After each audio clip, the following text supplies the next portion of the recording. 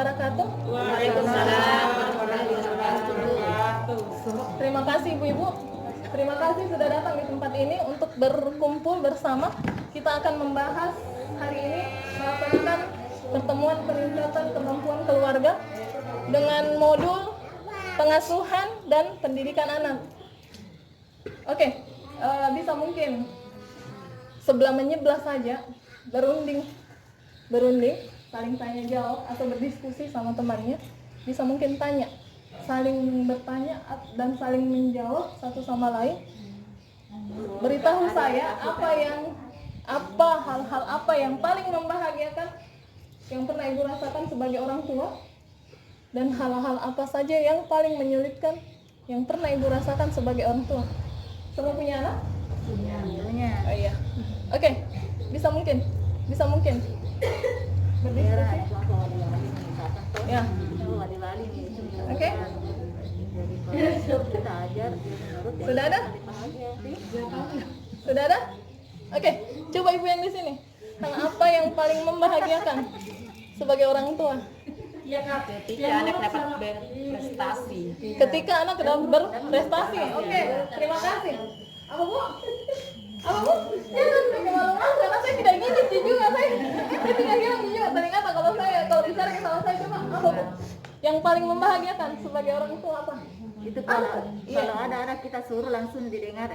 Patuh. Ada yang kita suruh langsung kerja patuh. Orang tua. Ada lagi Bu?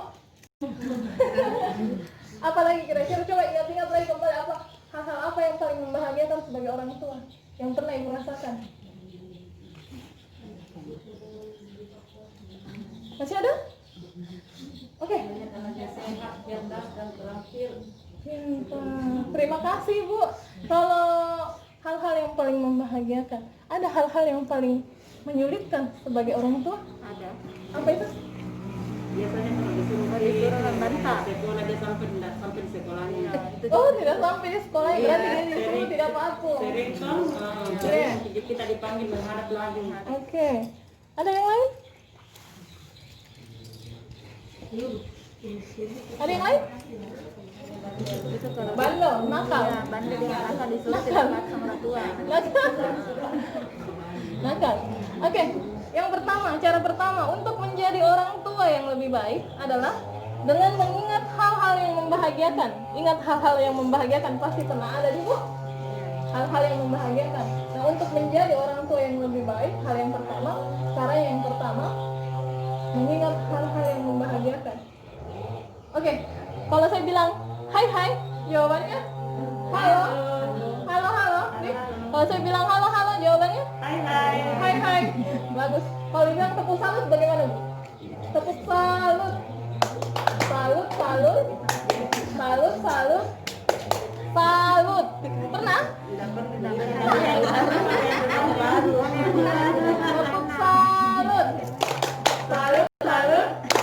Tepuk salut. Jadi semua saya tepuk salut dulu untuk ibu-ibu yang sudah pernah yang memberikan jawaban hal-hal yang paling membahagiakan sebagai orang tua dan hal-hal yang paling menyusahkan sebagai orang tua. Ayo tepuk salut. Salut. Terima kasih ibu-ibu. Untuk menjadi orang tua yang lebih baik, hal yang pertama adalah dengan mengingat hal-hal yang membahagiakan yang dirasakan sebagai orang tua, karena itu dapat memperkuat kasih sayang antara orang tua dan anak. Selain itu, dengan berbagi dan berdiskusi masalah tantangan dalam mengasuh anak dapat meringankan beban. Betul tidak Bu? Ketika ibu berdiskusi sama pasangan atau sama suami, bisa tidak meringankan bebannya ibu? Bisa di? Sepakat Bu?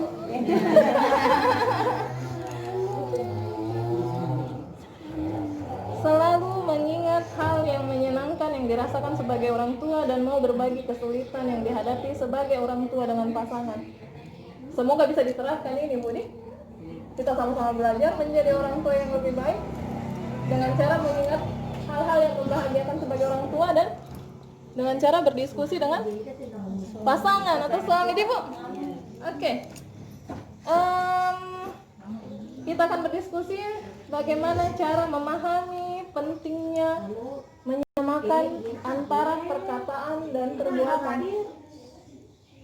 Nih, kita akan berdiskusi bagaimana cara menyamakan sebagai orang tua, bagaimana cara menyamakan antara perkataan dan perbuatan. Coba kita main. Kita main. Ada itu lagunya anak TK, Bu. Kebetulan saya pernah sempat ngajar di TK. Pintar mungkin ini anak sate, orang gagah. Kepala, pundak, lutut, kaki, daun, telinga, mata, hidung dan pipi. Nih? Oke, kita berdiri dulu sebentar. Aduh, terima kasih. Ya.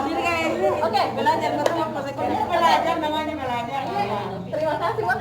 Kepala, pundak, lutut, kaki, lutut, kaki. Kepala, pundak, lutut, kaki, lutut, kaki. Daun, telinga, mata, hidung, dan pipi. Kepala, pundak, lutut, kaki, lutut, kaki. Oke. Oke, tepuk tangan dulu untuk Ibu. Tahu semua lagunya nih? Ya. Oke, ikuti saya. Kita akan main kepala, pundak, lutut, kaki. Dan saya mohon kerjasamanya. Oke, 1, 2, 3. Kepala, pundak, lutut, kaki, lutut, kaki. Kepala, pundak, lutut, kaki.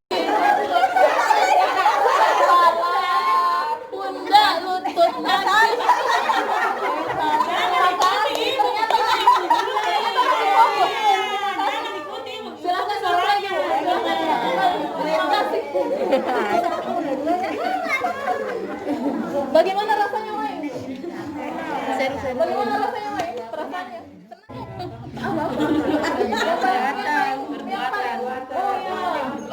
Perbuatan. Terima kasih, Bu. Ternyata pentingnya orang tua menyamakan antara perkataan dengan perbuatan. Yang mana yang lebih paling sering ditiru sama ibu-ibu? Kata saya atau gerakan saya? Gerakan kan? Gerakan saya. Berarti ini membuktikan bahwa